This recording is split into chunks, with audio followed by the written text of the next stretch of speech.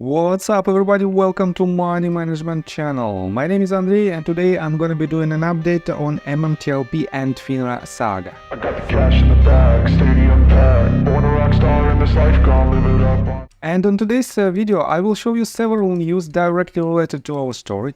It is more like a summary of the recent and upcoming events. And at the end of this video, I will show you another evidence that we have an improvement in intrinsic value of next breach hydrocarbon shares because of the actions on the Orogrande Basin.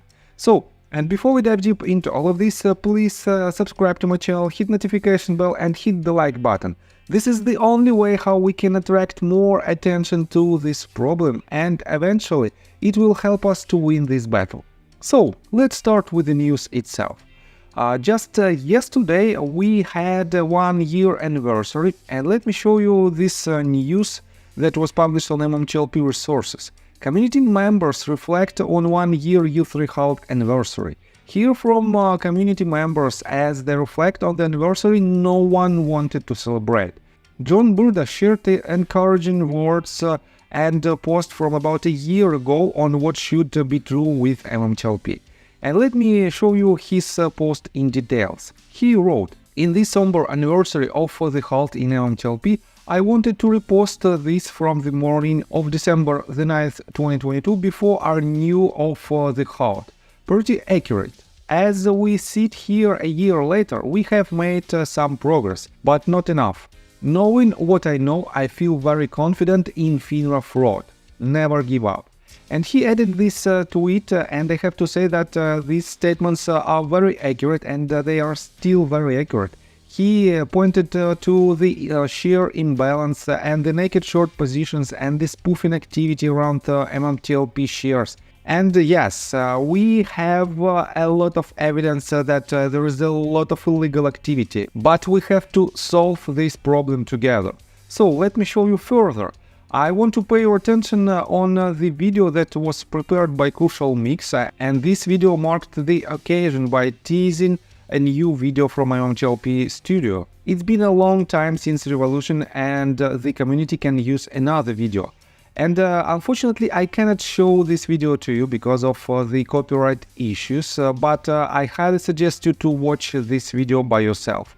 Let me show you quite positive sign, and this positive sign was written in the tweet by Busy Brands.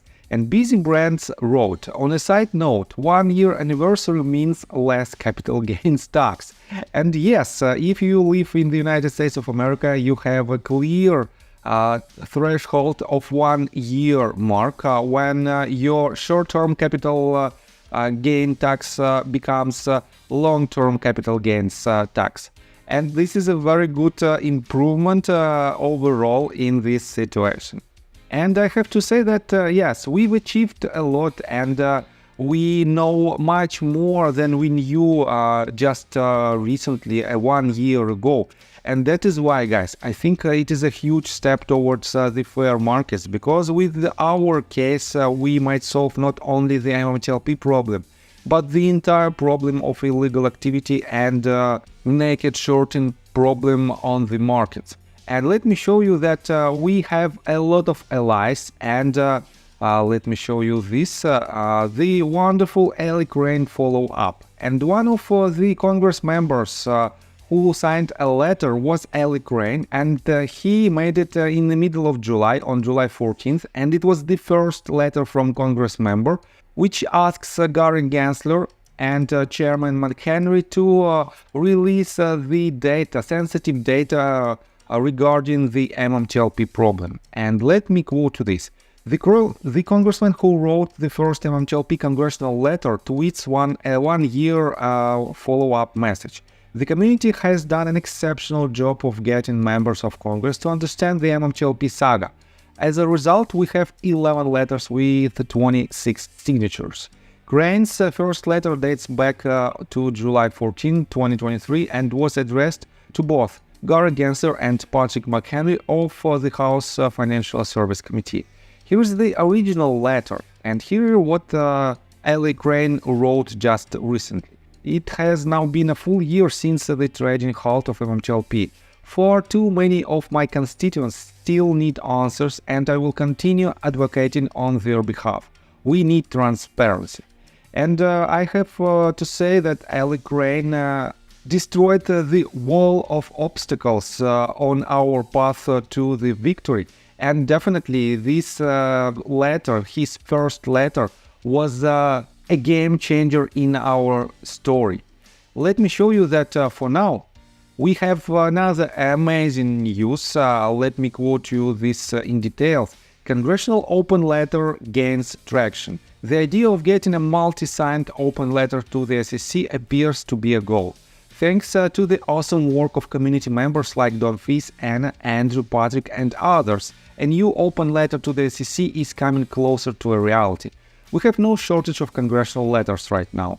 Currently totaling 11 letters with 25 or 26 signatures. None of the letters seem to have pushed a resolution forward yet. The letters most written to Gary Gensler or Robert Cook of FINRA have so far gone publicly unresponded.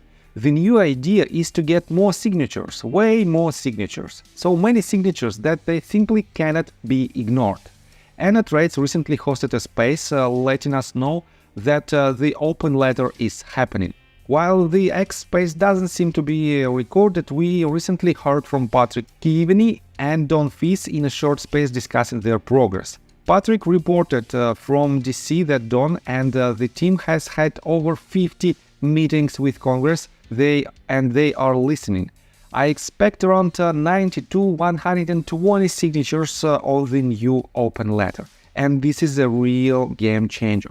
Because this huge number of Congress members, no one can ignore, and definitely it will be a huge breakthrough in our case.